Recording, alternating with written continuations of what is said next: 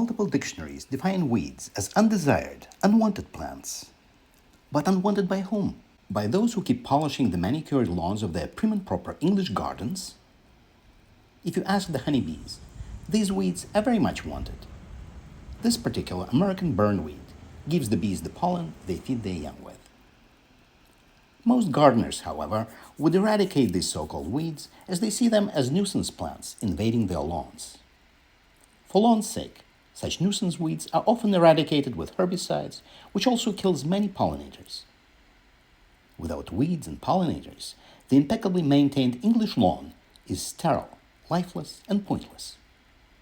At our ForestBeehive apiary, we respect our weeds and keep our pollinators happy. Here's some of the weeds our bees forage on. Spring dandelions. Common ragweed. This is sneezeweed. It got its name as its dried flowers and leaves were used by indigenous tribes to make snuff that caused sneezing. Sneezing was thought to be a way to get rid of evil spirits or to relieve a cold. Joe pieweed was also used medicinally to relieve fevers. All of our flowering weeds feed the bees and help them make delicious honey. Thanks for watching. Please hit like and subscribe.